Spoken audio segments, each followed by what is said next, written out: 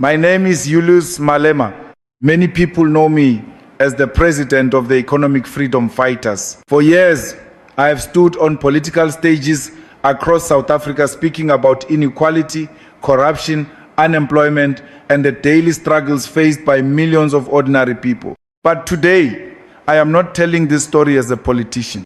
I am telling it as a man who faced a moment that forced him to choose between political comfort and personal conviction. There are events in life that arrive without warning. At first, they seem ordinary. They look like routine meetings, routine conversations, or routine disagreements. But later, when you look back, you realize that those moments quietly change the direction of your life. This is the story of one of those moments. The year was 2026. South Africa was experiencing a period of deep uncertainty. Since the general election of 2024, the political landscape had changed dramatically. For the first time in more than 3 decades, the African National Congress no longer held an outright parliamentary majority. At the same time, unemployment remained above 32%. Youth unemployment was above 45%. Across the country, countless young people woke up every morning without jobs, without opportunities, and often without hope. Many citizens had begun losing trust in institutions they once believed would protect them. Everywhere I traveled, I had the same concerns. People were tired. They were tired of corruption. They were tired of broken promises. They were tired of leaders who spoke about the people only during election campaigns. In many of my speeches, I spoke about leadership, accountability, and moral responsibility. Sometimes I referred to Jesus Christ, not as a political figure, not as a campaign strategy, but as an example of courage, truth, service, and justice. At first, those references seemed unremarkable. Nobody paid much attention, or at least that is what I thought. Then the phone call started. The warnings began arriving. Private meetings were quietly arranged. Messages came from people I had never met before. People with influence, people with connections, people who seemed very interested in what I was saying whenever I mentioned faith, morality, and leadership in the same sentence. I tried not to overthink it. Politics is full of opinions. Politics is full of criticism. I had lived through years of controversy, lawsuits, media attacks, and public disagreements. Pressure was nothing new to me. But by the beginning of May in 2026, something felt different. The conversations became more direct. The concerns became more organized. The warnings became harder to ignore. Then one morning in Johannesburg, I received something that changed everything. I had just finished a meeting with senior leaders at the EFF headquarters. It was around 9 o'clock in the morning. The meeting itself had been ordinary. We discussed organizational matters, community concerns, and upcoming political activities. As I prepared to move on to the next part of my day, one of my assistants entered my office carrying a document file. He told me it had been delivered from a group of international political advisors. I assumed it was another policy report, another political assessment, another document filled with statistics and recommendations. But when I opened the file, I immediately realized it was something entirely different. Page after page focused on one subject, not economic policy, not elections, not party strategy. The file was centered almost entirely on my recent public remarks about Jesus Christ, faith, morality, and leadership. I sat quietly as I turned the pages, and with every page I read, I began to understand that this was no longer a simple political discussion. Someone wanted me to stop talking about my faith. What I did not know at that moment was that this file would lead to the most shocking decision of my entire life. I remember that morning with unusual clarity. Johannesburg was already busy outside the EFF headquarters.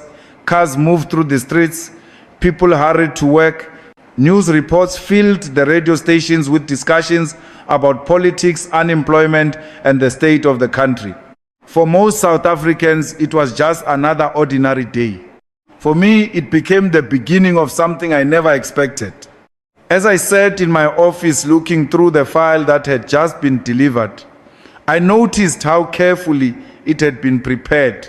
This was not a collection of random opinions. It was detailed, organized, intentional.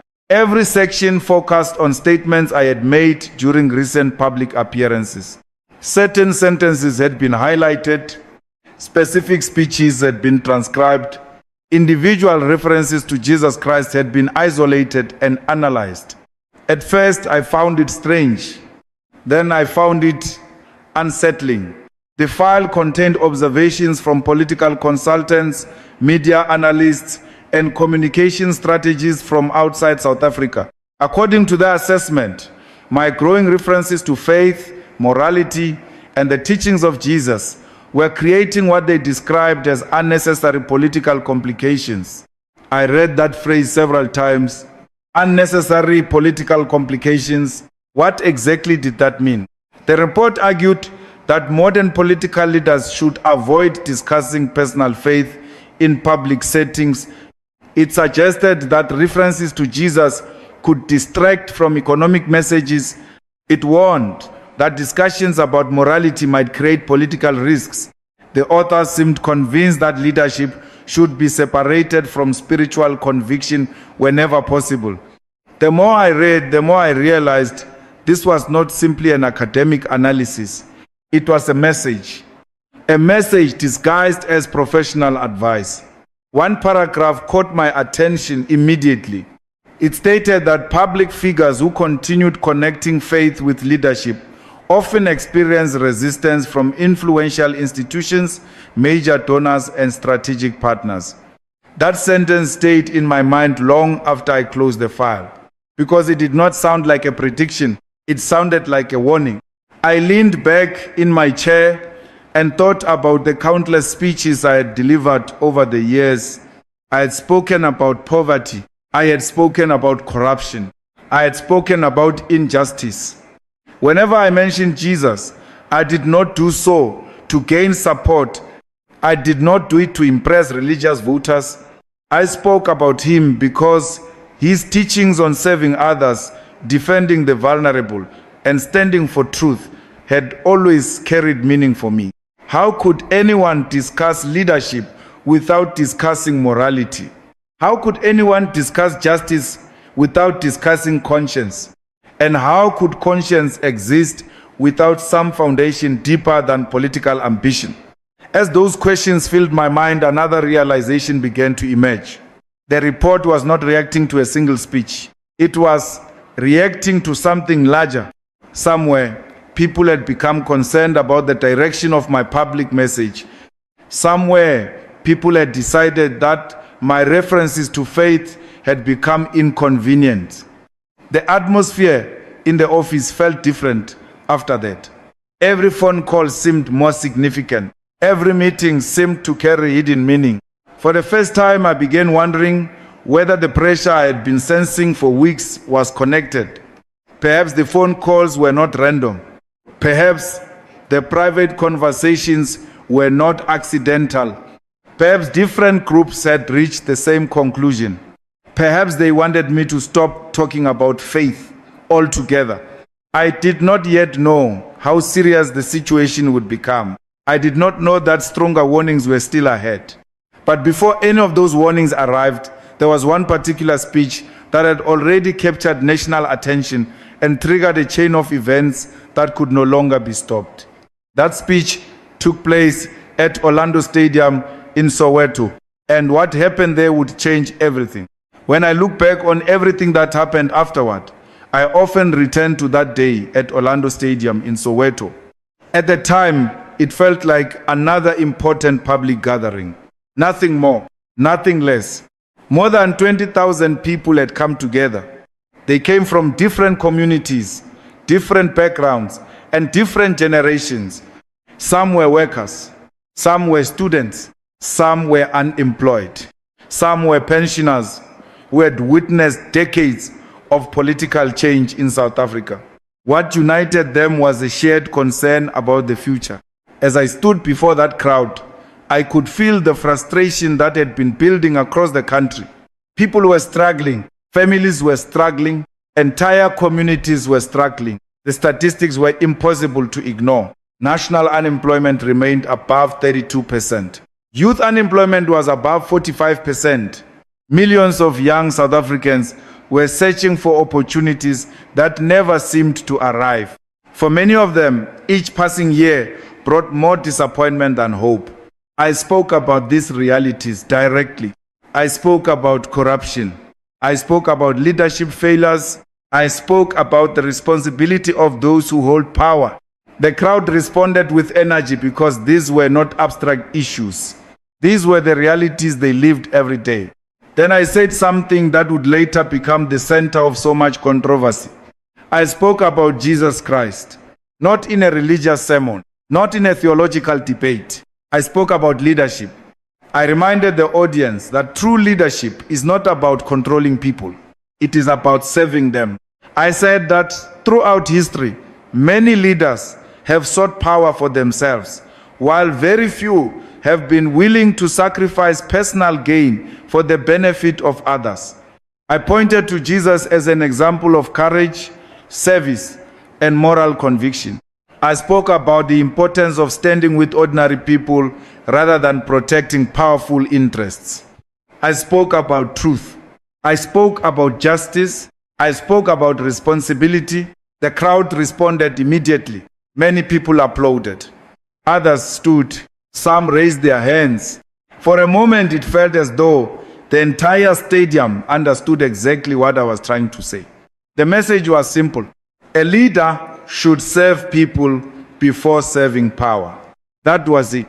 Nothing controversial, nothing extreme, nothing designed to provoke conflict. Yet what happened next surprised me.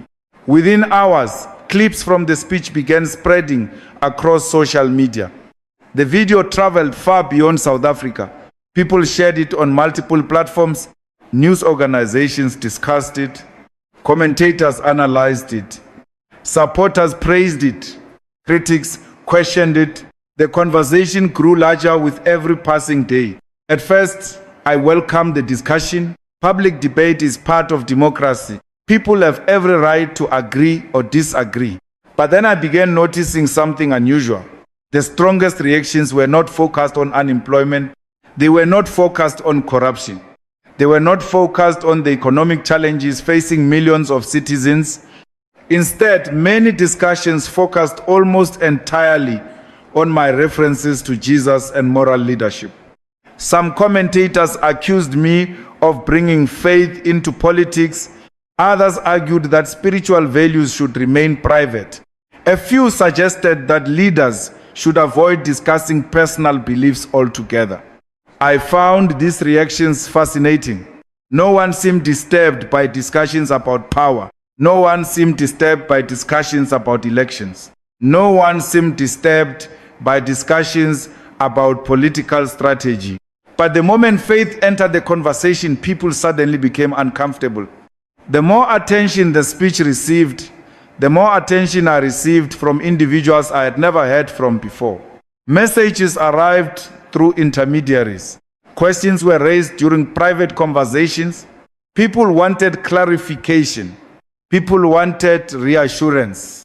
People wanted to know whether this would become a regular part of my public message. At the time, I still believed these were ordinary reactions. I assumed the controversy would fade. I assumed people would move on to the next news story. I was wrong, because while the public debate continued, something else was happening behind closed doors. And before long, the first warnings began to arrive. The first warning did not arrive dramatically. There was no public confrontation, no headline, no official statement. It came quietly, almost politely. That is often how pressure begins. A few days after the speech at Orlando Stadium, I received a phone call from someone I had known professionally for many years. The conversation started normally. We discussed politics, current events, and developments across South Africa. Then the tone changed. The caller mentioned my recent speech. He said it had generated considerable discussion among certain influential circles. I asked him what he meant. He paused before answering. Then he told me that some people were concerned about the direction of my message. Concerned. That was the word he used. Not angry, not offended. Concerned. According to him, several individuals believed that my references to Jesus and moral leadership were creating unnecessary complications. I listened carefully. When he finished speaking, I thanked him for sharing his thoughts and ended the conversation. At first, I dismissed it. Politics is filled with opinions. People constantly offer advice, criticism, and recommendation. One conversation meant very little. Then another call came, and another, different people, different backgrounds. Yet the message remained remarkably similar. Some suggested I should focus entirely on economics. Others encouraged me to concentrate on elections. Several advised me to avoid discussions involving faith. One person told me directly that religion should remain private. Another said modern political audiences preferred practical solutions rather than moral conversations. I found that statement particularly interesting because in my experience, moral failure is often the reason practical solutions never succeed. Corruption is a moral issue. Dishonesty is a moral issue. Abuse of power is a moral issue. How could anyone separate leadership from morality when so many national problems begin with moral failure? As the days passed, the calls became more frequent. Some came from people connected to business. Others came from media circles. A few came through intermediaries who refused to identify exactly whom they represented. What struck me most was not the criticism itself. I had faced criticism my entire political life.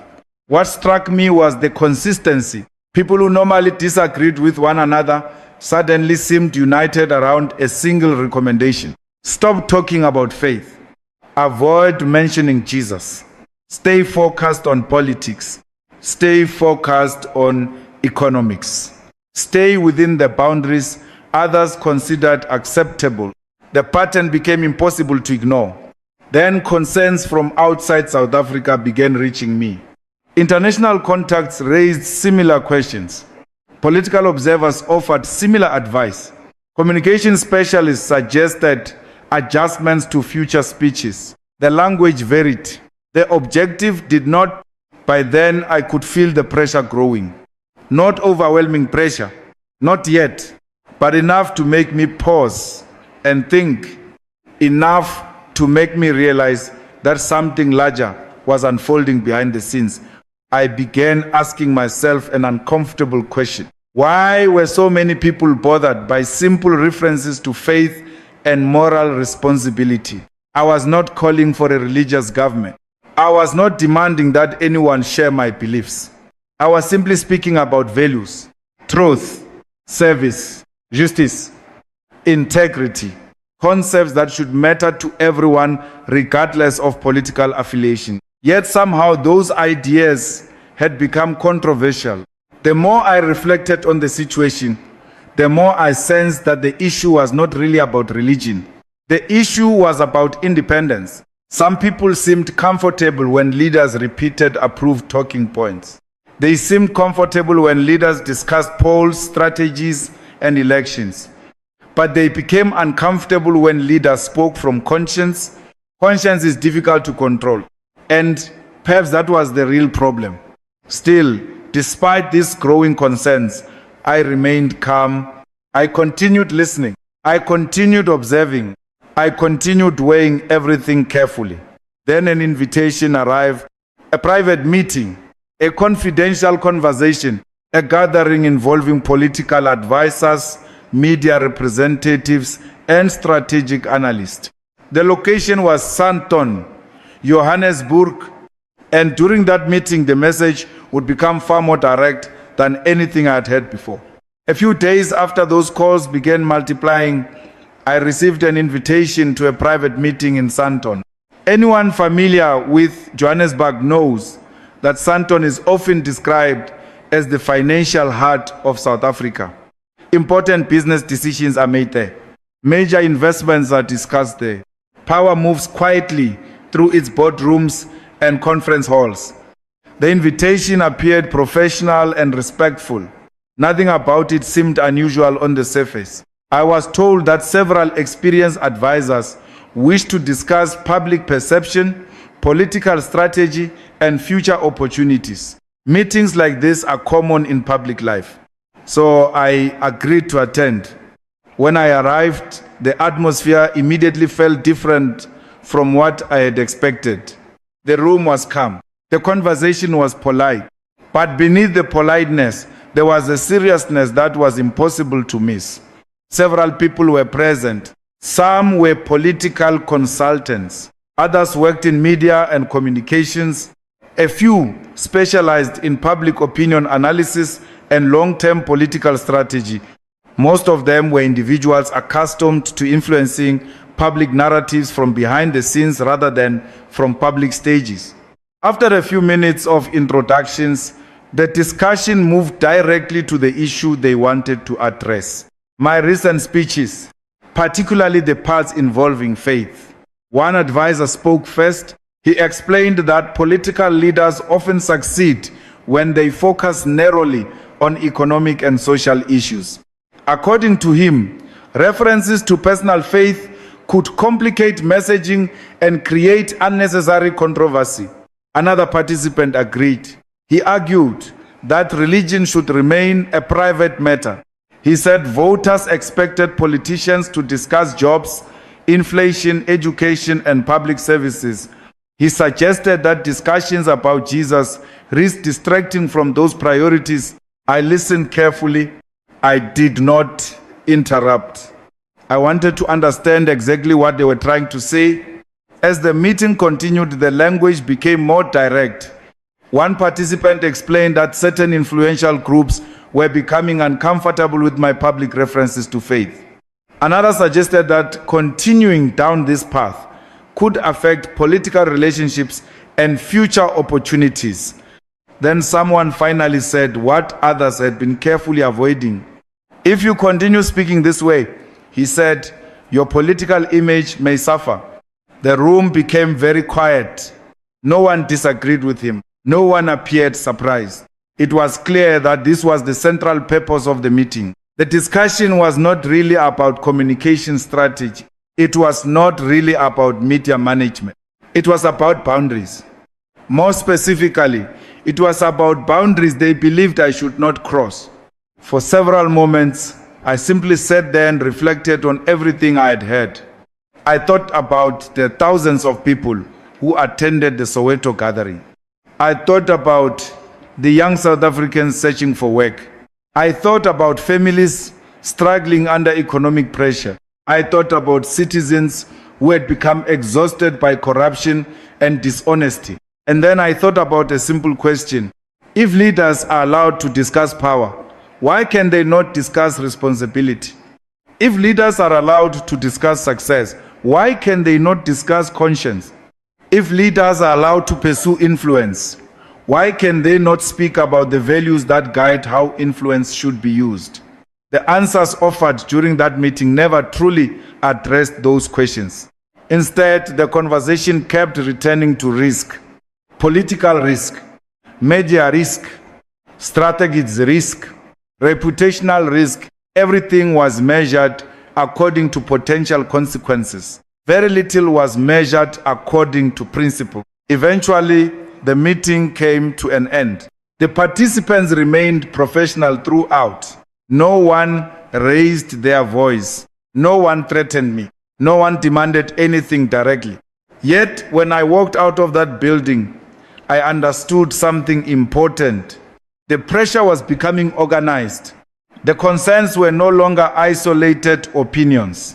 Multiple voices from different sectors were now repeating the same message. Stay away from faith. Keep your beliefs private. Avoid discussing Jesus publicly. Protect your political future. As I drove home through Johannesburg that evening, those words stayed with me. The city lights passed outside my window. Traffic moved slowly through the streets, yet my thoughts were somewhere else entirely. For the first time, I found myself asking a question that would keep me awake for most of the night. If a leader becomes afraid to speak what he sincerely believes is right, can he still call himself a leader? That question followed me all the way home. And before the night was over, it would force me to examine my entire journey in a way I never had before. That evening, after returning home in Johannesburg, I found it impossible to relax. The meeting in Sandton had ended hours earlier, yet the conversation continued replaying in my mind. The city outside gradually grew quieter. The phones stopped ringing. The messages slowed down, but my thoughts did not. I sat alone, reflecting on the long road that had brought me to that moment. Public life often moves so quickly that there is little time to look backward. There is always another meeting, another speech, another crisis demanding attention. Yet that night forced me to pause. I thought about my early years in politics. I thought about my time in the ANC Youth League. I remembered the energy, the ambition, and the belief that meaningful change was possible. I remembered difficult battles. I remembered victories. I remembered mistakes. I remembered moments when public criticism seemed overwhelming. Over the years, I had been challenged from many directions. There had been legal disputes, political attacks, negative headlines, public controversies, predictions that my career would end, predictions that my influence would disappear. And yet, through all of those experiences, one lesson remained constant. Pressure always reveals what a person truly believes. Anyone can speak confidently when circumstances are easy. Anyone can defend principles when there is no cost attached to them. The real test comes when convictions begin carrying consequences. That was the thought that stayed with me throughout the night. The people at the meeting had not directly ordered me to change. They had not issued an ultimatum. Not yet. But they had made their expectations very clear. There was a path they considered safe, a path they believed would protect my public image, a path designed to avoid controversy, and all I needed to do was remain silent about certain things. The more I considered that option, the more uncomfortable it felt, because silence is rarely neutral. Sometimes silence becomes its own form of surrender. I thought about ordinary people across South Africa, workers who risk losing their jobs when they speak the truth. Young people pressured to compromise their values in order to fit in. Citizens who remain silent because they fear the consequences of being honest. Many of them face difficult choices every day. Who was I to encourage courage in others if I became afraid when my own moment arrived? That question became impossible to ignore. Near midnight, I found myself reflecting on the creation of the economic freedom fighters in 2013. The decision to establish the movement had not been easy. Many people believed it would fail. Many advised against it. Many predicted disaster. Yet leadership sometimes requires decisions that others do not understand at the time. Leadership is not simply about following the safest path. It is about accepting responsibility for difficult choices. As the hours passed, another realization became increasingly clear. The issue before me was larger than politics. It was larger than speeches. It was larger than public relations. At its core, the issue was freedom. The freedom to speak honestly. The freedom to express conviction. The freedom to discuss the moral principles that shape one's understanding of leadership. Without those freedoms, public life becomes little more than performance. People begin saying what is expected instead of what they believe. And when that happens, trust slowly disappears. Sometime before dawn, I finally reached a level of clarity. I still did not know exactly what would happen next. I did not know how much pressure was still coming, but I knew one thing with certainty. If I was eventually forced to choose between protecting my image and protecting my conscience, I already knew which one mattered more. At that moment, however, I still believed I had time. I thought the discussions would continue. I thought the debate would remain informal. I thought there would be room for disagreement. I was mistaken, because only a few days later, the message arrived that removed all ambiguity. It was no longer advice. It was no longer concern. It was no longer a recommendation. For the first time, the choice would be presented in unmistakable terms. And when I read those words, I understood that the moment of decision had finally arrived. A few days after that sleepless night, the situation changed completely. Until then, everything had remained indirect. The phone calls were indirect. The warnings were indirect. The conversations were indirect. Even the meeting in Santon had relied on careful language and polite suggestions. No one wanted to say too much. No one wanted to appear responsible for applying pressure, but eventually there comes a moment when subtlety disappears. For me, that moment arrived on an otherwise ordinary afternoon. I received a message through a trusted intermediary. The individual delivering it was professional and respectful. He was not the source of the message. He was simply the messenger. Yet from the moment I began reading, I understood that something had changed. The wording was clear, far clearer than anything I had seen before. There were no complicated explanations, no lengthy analysis, no strategic recommendations, just a simple choice. Either stop bringing faith into public speeches or accept whatever political consequences might follow. I read those words several times, not because they were difficult to understand, but because of how direct they were. For weeks, people had hidden behind phrases such as communication strategy and public perception. Now the real issue was finally visible. Someone wanted a decision. Someone wanted certainty. Someone wanted me to choose. The message argued that references to faith were becoming increasingly problematic. It claimed that political leaders should focus exclusively on practical matters, economic policy, campaign messaging, electoral objectives. Everything else, according to the message, should remain private, particularly faith, particularly discussions involving Jesus, particularly discussions involving moral responsibility. As I finished reading, I felt neither anger nor fear. Instead, I felt a strange sense of calm because uncertainty had finally disappeared. For weeks, I had been trying to understand what was happening. Now I knew the pressure was real. The concerns were organized, and the objective was unmistakable. The message was not asking for clarification. It was asking for compliance. I sat quietly for a long time afterward. Outside, life continued as normal. People went about their daily routines. Traffic moved through Johannesburg. Businesses opened and closed. Families gathered for dinner. Yet inside my mind, an important decision was approaching. I began considering the possible consequences. What if I refused? Would certain relationships become strained? Would some political opportunities disappear?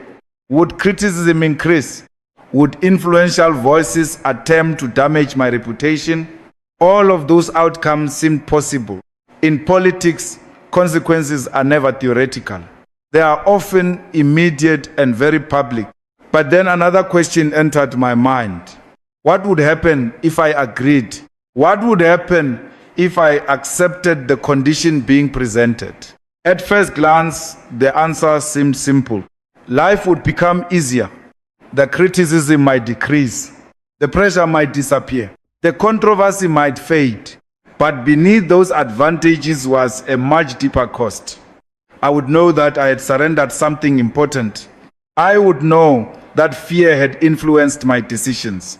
I would know that I had allowed others to determine which convictions were acceptable and which were not. That realization disturbed me far more than any political consequence ever could. Because once a person begins compromising conscience for convenience, where does it end? Today, it might be faith. Tomorrow, it might be justice. The next day, it might be truth itself. Compromise has a way of expanding once it is welcomed. As evening approached, my thoughts became increasingly clear. The decision before me was not really about religion. It was about freedom of conviction. It was about whether public figures still possess the right to speak honestly about the values guiding their lives. It was about whether conscience belonged to the individual or to the institutions attempting to manage public opinion. For the first time since this entire situation began, I felt complete certainty. Not certainty about the consequences, those remained unknown, but certainty about the choice itself. I knew what I would do. I knew what I would say. And I knew there would soon be an opportunity to say it publicly. Because a major press conference had already been scheduled in Johannesburg, hundreds of journalists were expected to attend. Political commentators were watching closely. Speculation was growing throughout the media. Many people believed I would retreat. Many believed I would soften my position. Many believed the pressure had worked. They had no idea that my decision had already been made. And when the day of that press conference finally arrived, everything would change. The morning of the press conference arrived with an unusual sense of anticipation. By then, rumors had been circulating for weeks. Journalists were discussing the controversy. Political commentators were offering predictions. Social media was filled with speculation. Everyone seemed convinced that an important announcement was coming. The only thing they disagreed about was what that announcement would be. The event was held in Johannesburg. Long before it began, reporters had already filled the venue. Camera crews moved through the hall. Journalists reviewed their notes. Political analysts prepared their live broadcasts. Everywhere I looked, I saw people waiting for answers.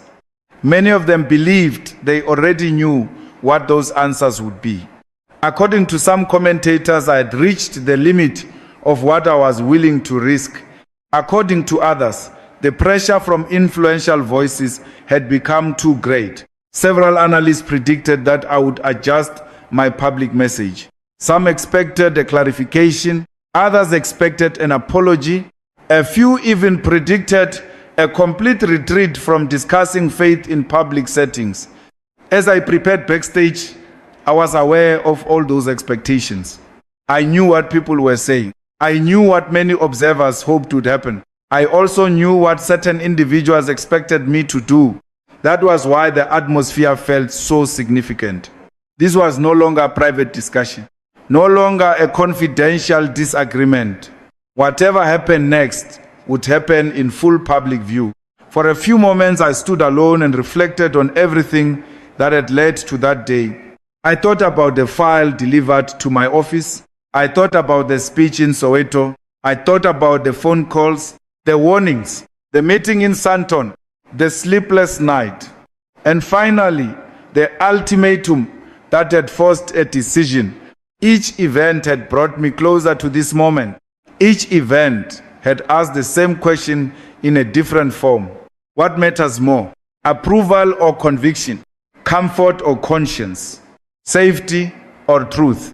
The answer had become clear long before I arrived at the venue. I was not walking toward that stage to protect my reputation. I was not walking toward that stage to satisfy critics. I was not walking toward that stage to preserve political convenience. I was walking toward that stage because every leader eventually faces a moment when silence becomes impossible. And when that moment arrives, a decision must be made. The organizers informed me that it was time. The hall beyond the curtain was full. Hundreds of journalists were waiting. Millions more would eventually watch through television broadcasts, news reports, and online videos. The expectation inside the room was almost tangible. People believed they were about to witness a retreat. Some believed they were about to witness a compromise. Others believed they were about to witness a carefully crafted political calculation. None of them knew what I had already decided. As I took my first steps toward the stage, I felt surprisingly calm. Not because I knew what the reaction would be. I did not because I knew what consequences might follow. I did not. I felt calm because the internal struggle was over. The uncertainty was gone. The debate inside my own mind had ended. The decision had already been made. By the time I reached the podium, I understood that whatever happened afterward would be easier to live with than betraying my own conscience. The room became silent. Cameras pointed toward the stage. Reporters prepared their questions. Commentators waited for the statement they believed was coming. Some expected an apology. Some expected a correction. Some expected surrender. Instead, they were about to hear something entirely different. And within moments, that decision would send shockwaves through the entire room. As I stood behind the podium, I could feel the expectation in the room. Everyone was waiting. Journalists, commentators, political observers. Even some of my critics seemed confident they knew exactly what I was about to say. For a brief moment, I looked across the audience. Then I began speaking. I thanked everyone for attending. I acknowledged the public debate that had surrounded my recent speeches. I acknowledged the questions, the criticism, and the speculation. And then I addressed the issue directly. I told them that over the previous weeks, many people had advised me to stop speaking publicly about faith. Many had suggested that discussions about Jesus should remain private. Many had argued that moral conviction had no place in modern political life. The room remained silent. Every camera stayed fixed on the podium. Every journalist listened carefully. Then I said the words that had been forming in my mind for weeks. I said that no person, no institution, and no political structure has the right to decide what another human being is permitted to believe. I said that faith cannot be controlled by political pressure. I said that conscience cannot be negotiated behind closed doors. And I said that leadership without moral conviction eventually becomes nothing more than a pursuit of power. The silence in the room deepened. Some reporters stopped writing, others simply stared. I continued. I explained that my references to Jesus had never been about political advantage. They had never been campaign slogans. They had never been attempts to divide people. They were expressions of values. Values that speak about serving others. Values that speak about truth. Values that speak about justice. Values that remind leaders that power exists to serve people, not the other way around. I told the audience that public life becomes dangerous when leaders are encouraged to discuss strategy, but discouraged from discussing conscience. Because strategy without conscience can justify almost anything. And history provides many examples of where that path leads. I spoke calmly. I spoke clearly. I spoke without anger. There was no need for anger. The issue was larger than any individual disagreement. The issue was whether people would allow fear to determine what they were willing to say. Then I made something very clear. I said that if speaking honestly about faith created political consequences, then those consequences would have to be accepted. If speaking about moral responsibility created criticism, then criticism would have to be accepted. If speaking about conscience created discomfort among powerful interests, then discomfort would have to be accepted. Because there are moments when preserving integrity becomes more important than preserving popularity. For several seconds after I finished that section of the speech, the room remained completely still. It was one of the quietest moments I can remember. not because people disagreed, not because people agreed, but because many were surprised. They had expected retreat, they had expected caution, they had expected compromise. Instead, they had witnessed conviction. Then the reactions began. Questions came immediately. Some journalists challenged my position. Others asked whether I was concerned about political consequences. Several wanted to know whether I regretted the controversy. My answer remained the same. A person can survive political setbacks. A person can survive criticism. A person can survive losing influence. What becomes much harder to survive is the knowledge that you abandoned your principles out of fear. As the press conference continued, I noticed something unexpected. Many of the questions were no longer about faith. They were about courage. They were about leadership. They were about the responsibility leaders have to remain honest with the people they represent. The conversation had shifted, and perhaps that was the most important outcome of all. When the event finally ended, reactions spread quickly. Supporters celebrated the decision. Critics continued expressing concern. Commentators debated every aspect of the speech. Some agreed with me. Others disagreed completely. That was their right. But regardless of opinion, one fact had become impossible to deny. The pressure had failed. The ultimatum had failed. The attempt to separate conviction from public life had failed. As I left the venue that day, I felt no sense of victory. Victory was never the point. What I felt was peace. The peace that comes from knowing you remain faithful to your conscience when it mattered most. And in the weeks that followed, I began reflecting on the deeper lesson hidden within the entire experience.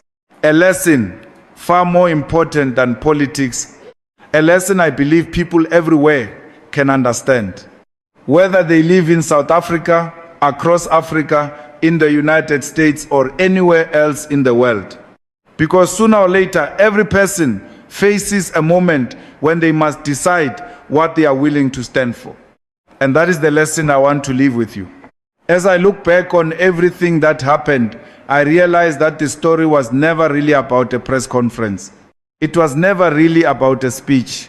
And it was never really about a political controversy. At its heart, this was a story about conscience. Throughout life, people are offered many things in exchange for silence. Sometimes it is money. Sometimes it is influence. Sometimes it is acceptance. Sometimes it is the promise of safety. The details may change, but the question remains the same. What are you willing to sacrifice in order to stay true to what you believe? I have learned that power is temporary. Every political position is temporary. Every title is temporary. Every public reputation is temporary. One day, every leader leaves office. One day, every public figure disappears from the headlines. One day, every generation passes responsibility to the next. That is simply the reality of life. But conscience lasts much longer. Long after people forget our speeches, our campaigns, and our achievements, we still live with the choices we made. We still live with the moments when we stood firm, and we still live with the moments when we surrendered. That is why I wanted to share this story. Not because I consider myself extraordinary, not because I believe I have all the answers, but because I know there are people listening today who are facing their own pressures. Some are workers being told to stay quiet about wrongdoing. Some are young people being pressured to abandon their values in order to fit in. Some are parents carrying difficult burdens while trying to protect their families. Some are people of faith who feel increasingly isolated because of what they believe. To every one of those people, I want to say this: do not underestimate the value of a clear conscience. You may lose opportunities. You may face criticism. You may experience disappointment, but never allow fear to become the author of your decisions. Because when fear controls your choices, it slowly controls your future. There will always be voices telling you to compromise. There will always be people who believe convenience is more important than conviction. There will always be pressure to remain silent when speaking would be uncomfortable. Yet history rarely remembers those who followed the safest path. History remembers those who remained faithful to what they believed was right. If this story means anything, I hope it serves as a reminder that every human being possesses something more valuable than position, wealth, or influence. That thing is integrity. Once lost, it is difficult to recover. Once protected, it becomes a source of strength that no external pressure can take away. And so, if there is one message I would leave with the world, it is this. A person may lose a position. A person may lose status. A person may lose popularity, but never lose your conscience. Because as long as conscience remains alive, hope remains alive as well. And where hope remains alive, the possibility of a better future remains alive too. After everything, I have come to understand that no power can endure if it does not serve the people. Money, status, and fame cannot give dignity to a nation when its citizens continue living in injustice, poverty, and division.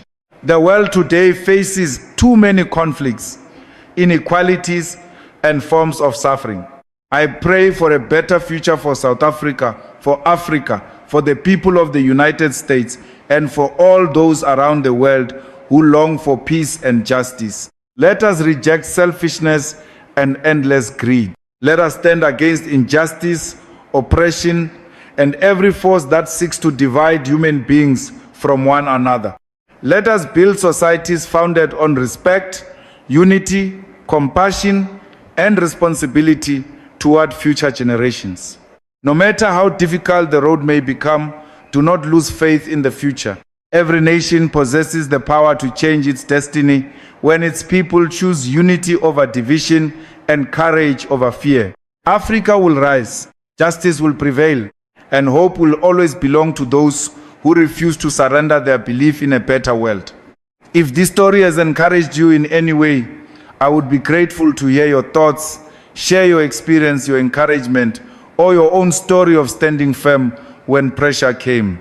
Let us continue spreading hope, courage, and faith to as many people as possible. Thank you for listening. I am Julius Malema.